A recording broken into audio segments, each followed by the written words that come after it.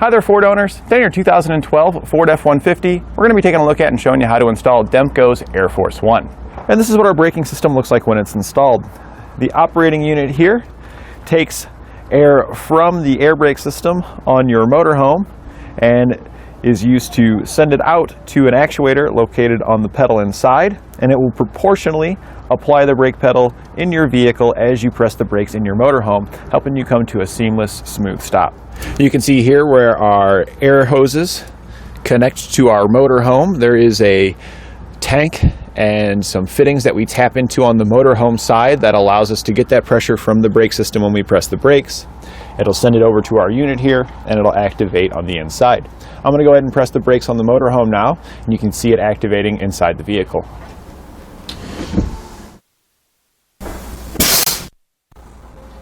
There's 5 main components you'll need when flat towing your F-150 behind your motorhome. You'll need your tow bar, which is the connection between your motorhome and your vehicle. You'll need your safety cables, which are a supplemental connection in addition to the tow bar. You'll also need your base plate, which is the connection point on your vehicle that you'll attach your tow bar and safety cables to. You'll need diode wiring or other sort of wiring such as magnetic lights to take all the signals from your motorhome and transfer those signals to the back of your vehicle so people behind you know your intentions when going down the road. And lastly, you'll need a supplemental braking system which will help your vehicle come to a complete stop when you apply the brakes in your motorhome. We'll begin our installation by installing all of the major components. That way it'll make routing all of our wires and hoses much easier. The first major component we'll need to mount is the operating unit, and we mounted that on the driver's side just next to the headlight using a couple of self-tapping screws. That'll hold it in this area nice and sturdy and make it easy to access all of our connection points. We need to mount up all of our major components, and while you've got the bumper off, it makes it easier to get some of those things mounted. We're going to put our connection point, which has got the male end on it, right here. We use the included hardware to run it through the square hole here in the bumper, and it's facing this way. This is actually the bottom of the bumper on top, and this is the top of the bumper down here, so it's hanging down. And then the other hole here, we're going to actually just use it, make a small pilot hole, and then we'll use a self-tapping screw to attach it there, similar to how we attached the electrical bracket over here. This screw here is actually from our SMI kit because it worked out perfect in those square holes.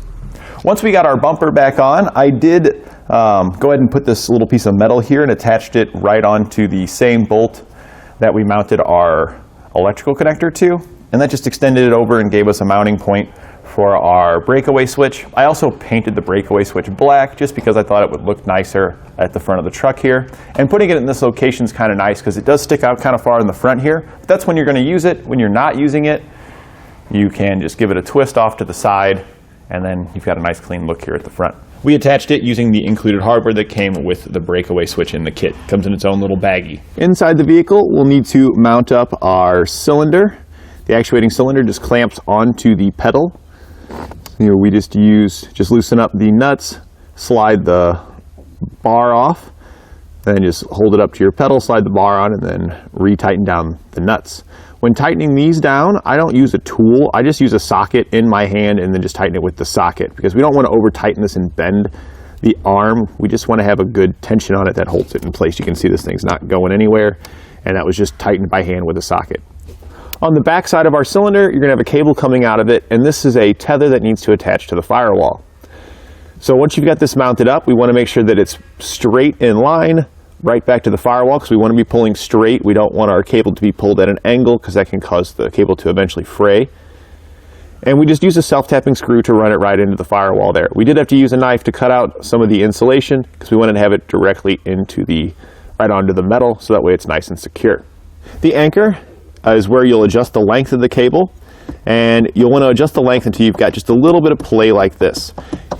We have adjustable pedals here as well, so we also put our adjustable pedals as close to the driver's seat as possible before we adjusted the length. And that's important in case the customer ever moves the pedals. We don't want to have it to a point where if they move the pedals that it actually is pulling tight and applying the brake pedal. So that's why we put it in this position. The anchor has a set screw on the side that you'll tighten down once you've got the position that you want it in for the appropriate length. You'll just tighten that down. You don't want to over tighten that as well. I found that if you tighten it down until the set screw is basically flush, that's about the right amount of tension. That's not going to damage the cable but hold it secure. The set screw you'll tighten with a number 4 Allen key. And the last component we need to mount is our LED indicator. We're going to put this on the back side of our mirror. It just has some double-sided adhesive on it, so just pull off the adhesive backing and stick it in place. You might want to clean your mirror beforehand to ensure good adhesion, and also make sure you avoid any sensors on the back that might be there, like rain sensors and things like that. The wire then will go up, and we just poke it right up into the headliner and just follow that all the way down, poking it up into the headliner. We then just poked it back behind here, and then we poked it down inside the weather strip as well. We can kind of pull a little bit of this aside, and we just kind of just ran it down, just poked our finger in and pushed the wire all the way down. It goes all the way down till we hit the crease here. We work it around the crease. You can kind of see here's our wire here. We just kind of pushed it in. You can kind of just pull out on this a little bit with a plastic trim panel tool and just poke the wire in there. And that's where we want it to be at about this location, because it's going to hook to the reed sensor that's located on our actuating cylinder. The reed sensor slides into the slot right here. It's not pre-installed. You just slide it in and then tighten down the set screw to get that in place. And here we have our wires from our LED hooking to our reed switch. Your LED is going to have a black and a red wire that you see here, black and red, and your reed switch is going to have 3 wires. It's going to have black, blue, and brown. The black wire from the reed switch connects to the red wire from your LED, and then the black wire from your LED will connect to a 3-way connector here. This comes in your kit because we need the black wire from the LED to connect to the blue wire from the reed switch, and then we also need to have this run to ground.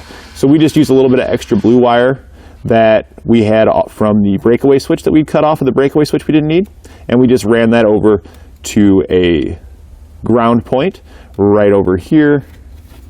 We just ran a self-tapping screw into the paneling right there. And then lastly, we have the brown wire from our reed switch. We hooked this to the brown wire that comes in our kit. This brown wire then is routed outside and connected to a power source.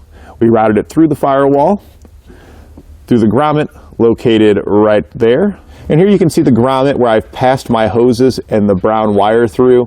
The grommet there does have like a small hole in it, and that's actually for passing stuff through. On the other side, on the outside of the vehicle, on the other side of the firewall, there is just like a little nipple. If you cut that nipple off, this hole will pass straight through, so you can easily route wires through that. So I pushed the air hose that comes in our kit through that hole, as well as that brown wire. And the air hose that we push through, one side of that air hose is going to connect right here to the quick connect on our actuating cylinder. You just push it right in there, and that's it. It's just a quick connect, so it pushes right in and it locks in place. So here you can see the other side of the firewall. There's our grommet, and here's our brown wire and our air hose. Those just run forward. We just kind of go around the coolant and air box here, just kind of stay underneath and to the side of them. We run those through the opening here. You can see the brown wire here, and then here's our air hoses here. The actuating cylinder needs to connect to the air out. So that's the hose coming from inside. We bring it over here, and then we have to cut it to length and poke it in here. When cutting your air hose, it's important that you use hose cutters and not just any old cutters like scissors or wire cutters. Those are going to squish and deform the air line before they cut it, and we need to have a nice round, clean cut that is perpendicular to the line, so it's nice and square. We have hose cutters here at each trailer, so you can see we're just holding it kind of like 90 to it, and it glides right through it and gives us a clean cut. These are a more industrial pair for larger hoses, but on our website we do have smaller ones that are more convenient for the type of hose that you're cutting. Our brown wire will then continue across to the other side where we route it over to our battery. That's eventually going to connect to a fuse harness here. So we've got our fuse harness that comes in our kit. It does come looped, so you just want to cut the fuse harness. So that way you've got 2 wires. One of those wires you'll crimp a ring terminal on and attach to the battery positive post. The other side of our fuse harness is going to connect to the brown wire that we had run over. And it's also connecting to the orange wire with a black stripe that's coming from our breakaway switch. And we just poked both of those into a heat shrink butt connector and connected it to the fuse harness here. And then we just shrunk it down, and since this is outside the vehicle, we wanted to use heat shrinks to ensure that it seals them up so we have long-lasting connections. The orange and black wire runs down over towards our breakaway switch. Right to the back side here, you can see it has an orange wire. It also has a black wire on it. The black wire will connect to one of the black wires coming off of your operating unit, and we just did that right here. There's two black wires coming off of the operating unit here. The other black wire will just hook to ground. And you can hook to either of these black wires. They're not specific on their function. So it's pretty much the breakaway switch. When the pin is pulled, it sends power down one, you need ground on the other side, and then it turns the unit on in that emergency event. We can then turn our attention back to hoses. So we already got the air out hooked up to the cylinder inside. The air in will then need to hook and run down to the connection point here at the front. It just has a quick connect here at the back as well, so we just poke it into that quick connect, and this is how we'll connect to our motor home. Next, we need to make our vacuum connection, and this hooks to the brake vacuum booster on our truck. That's going to ensure that we have power assist when the unit operates, making it easier on the unit. This hose is going to have a small chunk. This comes with your kit, and you want to use hose cutters as well to cut this. We then put a check valve close to our unit here with the black side of the check valve facing towards the unit. The hose will then continue on. We just poke it through the opening back here, and it goes straight on up to where our brake booster is back here. You'll get a T that comes included with your kit. So we just loosened the clamp up on our factory hose here, and this is the other side of the factory hose. We just pulled this part right out of there. We hook our T right into the factory one. We put that clamp back on. We cut another small section of hose, clamp it onto the other side of the T, put another check valve in here. This time the black is facing towards our engine, not towards the booster. So just like you see it there. Another small section of hose, we'll connect it back to the factory vacuum line here. So we got them all connected there, we're set up. So when the unit comes on, it should pull vacuum on our booster, giving us power assist. So now that we finished up the vehicle side of our braking system, we'll need to then head over to the motorhome, and we'll complete that side. On our motorhome side, we have to mount up a couple of components. The first thing we need to mount up, and this is the main thing, is our tank here. And this is where all of our hoses are going to connect. You can see here we've got our hoses attached to it. And you can really put this wherever you want to put it. I do recommend putting it probably somewhere near the rear axle towards the back of the vehicle rather than towards the front half, just to minimize the length of hoses that you're going to need to run. We've mounted ours on a cross beam right here, just in front of our rear axle. And we just drilled straight through this cross beam, and then the tank here comes pre-mounted onto the bracket. So we just ran some bolts down through the bracket and then just clamped it right on with some nuts. We did have to change the hardware out as this beam was a little too long, so the bolts that come in your kit weren't quite long enough to go straight through it. But if you were mounting this like onto your frame or inside of any of your rear storage compartments, like your battery compartment, if you've got one in the back, that's a great place for it, because the battery compartment's often secluded in its own compartment. It's easy to get to mount it up, and usually the battery compartment's not fully enclosed, so you can easily route your hoses in and out of it without having to drill any holes into it. Once you figure out where you're going to put your container, then we need to start hooking everything up. There's 3 connections that go to your tank. We're going to have one here, and then there's 2 on the opposite side. We're going to start with the side that has a single connection. This is the input side, the supply that goes to our tank. So this is supply air. That's what's going to fill up our reservoir tank here. We're using the 1/4-inch air line that comes in our kit. We just poke it in, and then we'll cut it to length. And this connects into a T that we installed onto the supply air line. Now, to determine which line is your supply air line, you'll first need to drain the air out of your RV's system. To drain the air out, the easiest way to do that is while the vehicle's not running, just key off, just pump the brakes on it. And every time you pump the brakes, it's going to shoot out air. And eventually when you're going to pump out all the air, and there's going to be almost no pressure left. Once we've depressurized it, we're going to be safe to remove the line here. To remove it, these are all quick connects on here, so you just push in on the collar here, and then you can just pull it out. We then, after we pull that out, have an assistant start the motorhome. The compressor will kick on, and it's going to try to repressurize your air system. So if you have air coming out of here while it's just running, you know that, hey, this is our supply line. It's going to be a very thick line like this. See how thick this is? And you're going to get a T that's the correct size to slide into that. This is a quick connect, so we just pulled this out. We verify that we have air coming out of it when it runs, and then we cut the line, slide our T on one end, slide the other end of our hose back in, and then we make our connection to our tank here with this 1/4 inch line. Next, we need to make our metered air connection. This one we also need to test to figure out which one is our metered air. The metered air will only have air coming out of it when the brake is being depressed. So to check this one, we got to have all this back together.